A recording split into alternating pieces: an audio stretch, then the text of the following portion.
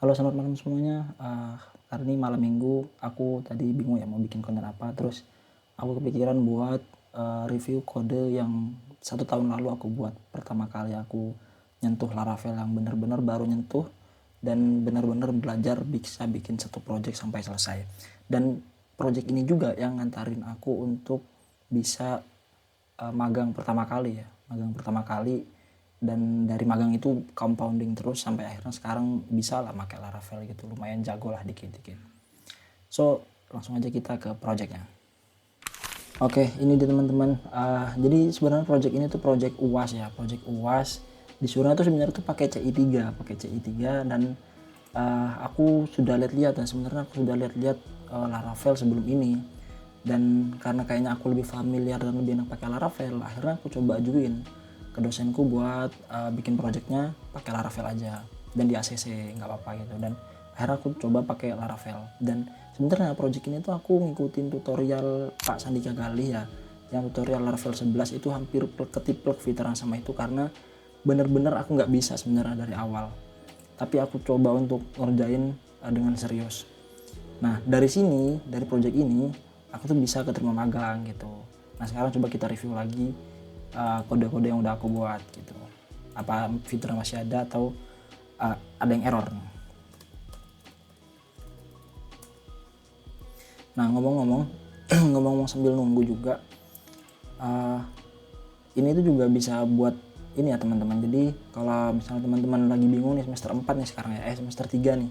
Nah kalian semester 3 itu bisa sambil apa persiapan gitu, sambil persiapan buat bisa nyari magang. Apalagi sekarang tuh kan ada magang berdampak ya, aku dulu sempat ikut itu MSIB gitu. Nah itu bisa dipersiapin dari sekarang. Dan kalau misalnya nggak ada portofolio atau apapun, kalian bisa jadikan UAS ini sebagai portofolio kalian.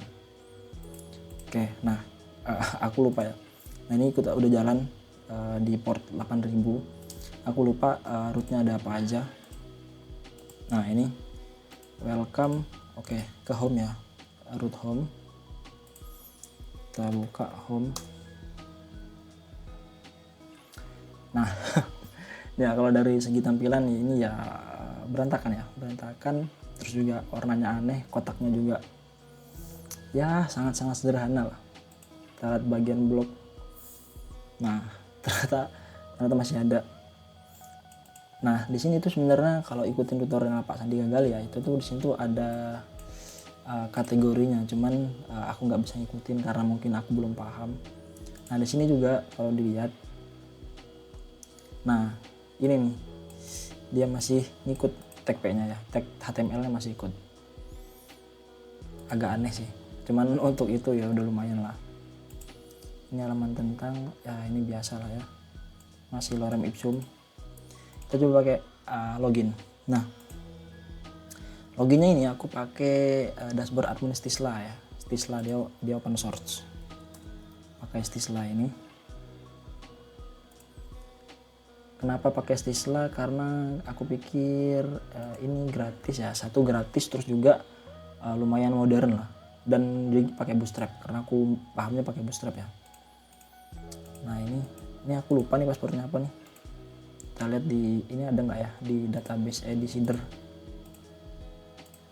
Oh ada ya, passwordnya ada 1 2 3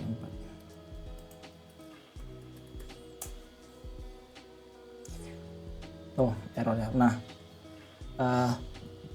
pas itu memang aku juga di komen kalau error, tapi di sini error cuman dia nggak nampilin pesan error. Nah itu juga di komen sih, harusnya ada pesan error di sini, email atau password salah atau apalah. Nah ini coba kita seeder dulu ya, kita seeder biar datanya ada.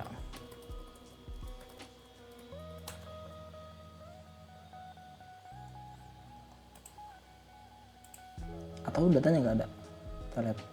Oke ada, kita reload.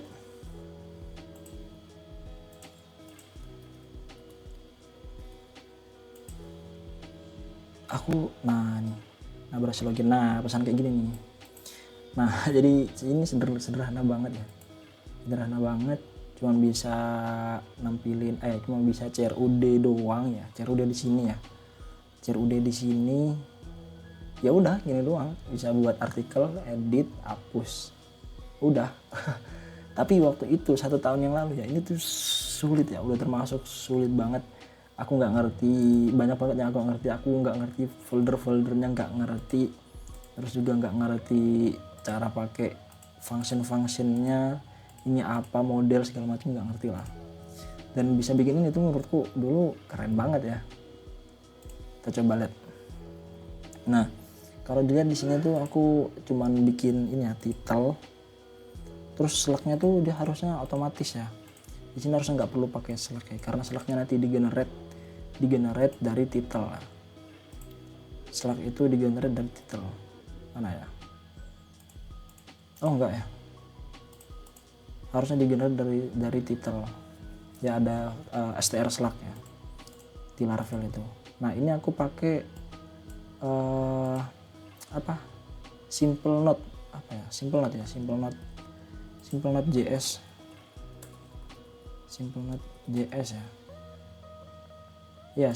Aku pakai simple note JS. Simple note itu apa gitu aku lupa ya, pokoknya ada kok dari Laravelnya itu. Form editor, Summer Note ya, aku pakai Summer Note ya, dari Stisla-nya juga. Nah, makanya aku pakai Stisla karena Stisla itu udah lumayan lekal ya. Itu ini untuk halaman create-nya. Oh, masih salah ya. Nah, ini harusnya kembali ke halaman dashboard sih. Nah, kita bisa edit ya, kita bisa atau enggak? Oh, bisa ya, bisa, tapi kenapa tadi yang muncul cuma 1 ya di halaman depan? Coba kita hapus 1. Nah, ini nomornya juga harusnya bukan ID ya, ini kayaknya ID sih, harusnya nomor ya. Coba kita ganti ya, di halaman resource views, admin pages, admin dashboard, harusnya di sini ya, bukan ID ya, tapi loop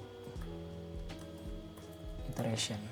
Nah, ini kita bakal nampilin angka loopingnya ya. Nah, ini udah enak nih. Nah, ini juga waduh, salah nih kayaknya nih, actionnya harusnya di sini ya, thumbnailnya nggak muncul nih. Kalau kita lupa storage link,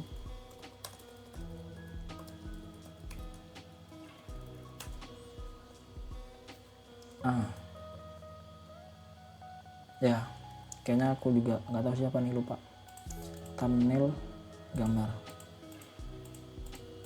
kayaknya di sini nggak ada deh. Iya, thumbnail nggak ada coy, gambarnya.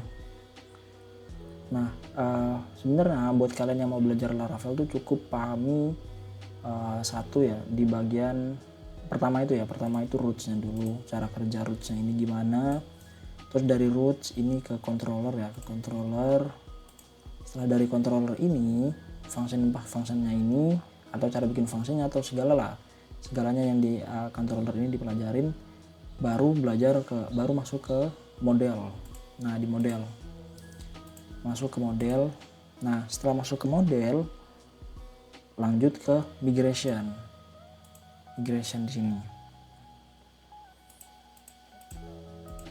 Nah, jadi setelah urutannya, kalau menurutku gitu ya, urutannya itu belajarnya itu dari web dulu, terus controller, model, baru migration. Nah, baru nanti tampilan ya. Soalnya kalau aku sendiri bikin Laravel itu biasanya dari logiknya dulu tuh, baru tampilannya. Apalagi aku kan sebenarnya pas magang tuh aku daftarnya jadi backend ya. Jadi lebih banyak di controller ya aku kerjanya gitu, dibandingkan di view-nya. Nah, pas itu aku daftar magang itu kayak gini, aku disuruh buka project yang pernah aku buat, ya aku bukalah project ini gitu, aku buka sampai akhirnya disuruh liatin codingannya, diliatin ya. Untungnya waktu itu cuman dibacain ya sama HRD-nya gitu, sama user itu, dibaca codingannya, dan mungkin menurut beliau ini udah cukup ya buat magang waktu itu. aku diterima gitu sebagai back end programmer. Padahal kalau dilihat ya ini ya berantakan banget, nggak, ya ini masih nggak bisa apa-apa lah. udah tapi aku maksain buat bisa gitu. Dan ini juga sebenarnya udah aku hubungin ke akun GitHub ya, akun GitHub sekalian aku belajar. Dan ternyata di magang pertama aku tuh aku banyak belajar seputar Git dan GitHub untuk kerja sama bareng gitu. Oke, mungkin segitu aja teman-teman video seputar review kode yang pernah aku buat dulu. Mungkin teman-teman ada kode yang mau di review juga, kalian bisa kontak aku ya di YouTube, di IG atau dimanapun boleh. Ya pesanku buat teman-teman mahasiswa yang masih semester bawah, kalian bisa cicil-cicil lah ya belajar seputar pemrogramannya, mungkin dari dasar-dasarnya dulu. Dan saran aku jangan pakai AI ya kalau buat belajar ya. Buat belajar dasar basic itu jangan gunakan AI untuk generate code-nya. Karena itu kita nggak bakal belajar banyak. Problem solving kita kurang terlatih. So jadi ya tetap pelajarin dasarnya, cicil project sampai punya portofolio sendiri dan coba apply magang ke beberapa tempat gitu. Oke, semoga bermanfaat. Sampai jumpa di video selanjutnya.